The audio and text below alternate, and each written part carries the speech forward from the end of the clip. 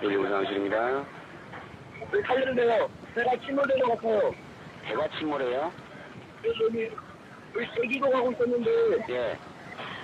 여기 지금 배가 떨어져서 떨어진 것 같아요. 지금 잠깐만요. 자, 지금 타고 계신 배가 침몰한다는 소리예요? 아니면 옆에 있는 다른 배가 침몰한다는 소리예요? 배가 조금 배가요. 위치 말해주세요. 위치 배가 어디 있습니까? 위치를 잘 모르겠어요. 지금 여기가.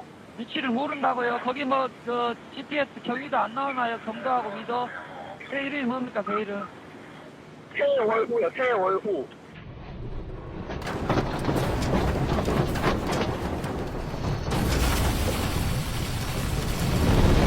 Mengapa bantuan tidak boleh lambat? Kita harus belajar daripada tragedi Ferry Sewol.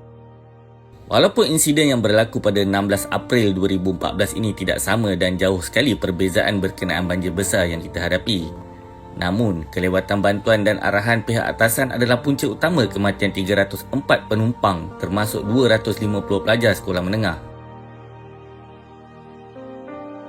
Pada pagi 16 April, Ferry Sewol yang di dalam perjalanan menuju ke Jeju daripada Incheon tiba-tiba sengit dan mulai tenggelam, dipercayai berpunca daripada lebihan muatan. Di dalamnya pula ada seramai 476 penumpang termasuk 325 pelajar Danwon High School yang sedang di dalam program lawatan sekolah.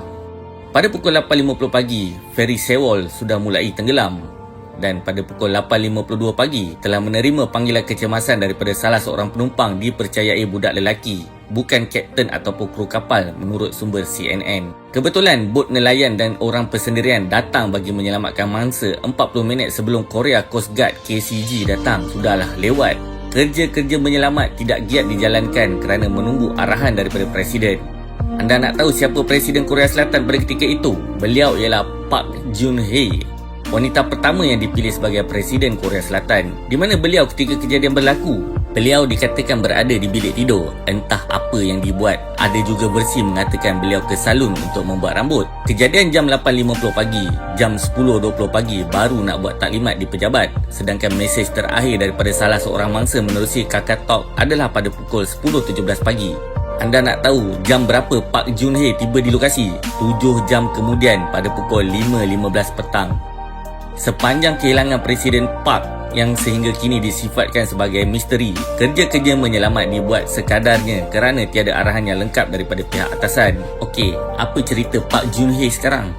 Beliau sedang menjalani 25 tahun penjara akibat rasuah dan salah guna kuasa pada April 2018. Itu belum cukup untuk menyesakkan dada. Kenapa para mangsa tidak keluar daripada feri? Waktu feri sudah sengit dan mulai tenggelam, Kapten Ferry Sewol Lee Jun-seok dan juga kru kapal telah mengeluarkan arahan, duduk di tempat anda, jangan ke mana-mana. Di atas kepercayaan kepada pihak feri, lebih 300 penumpang akur dan duduk menanti bantuan yang tidak kunjung tiba. Rakaman video para mangsa yang rata-rata pelajar sekolah Danwon dapat ditonton di YouTube, tetapi admin tidak dapat menyediakannya di sini kerana masalah copyright. Okey, sangat menyedihkan melihat mereka ketakutan, namun pada masa yang sama ada yang tetap cuba menghiburkan rakan-rakan bagi meredakan ketegangan.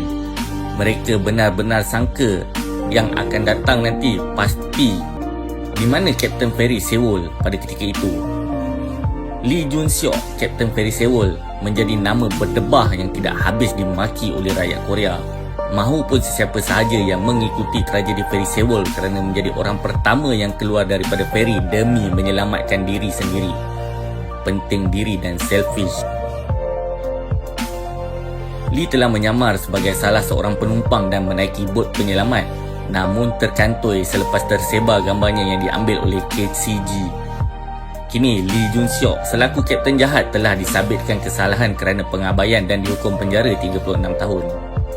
Daripada 172 mangsa yang terselamat, hanya 75 daripada Danwon High School. Mereka ini antara penumpang yang merasakan arahan kapten adalah meragukan, lalu mereka keluar ke permukaan dan hanya mereka sahaja yang sempat diselamatkan. Anda nak tahu berapa lama Ferry Sewol di permukaan laut sebelum ianya benar-benar tenggelam? 2 jam setengah. Okey, kita lihat impak tindakan dan arahan lambat selain pengurusan yang tidak cekap dan selfish. Mereka sudah belajar. Kita juga sebenarnya perlu untuk belajar. Perasmian, potong kek, bunga api, itu sebenarnya tidak boleh.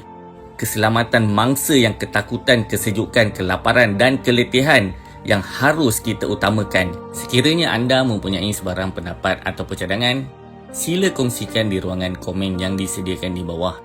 Terima kasih kerana menonton dan jangan lupa untuk menekan butang like, share serta subscribe demi menyokong kemajuan channel kecil Anak Tempatan. Assalamualaikum, salam kita berjumpa lagi insya-Allah.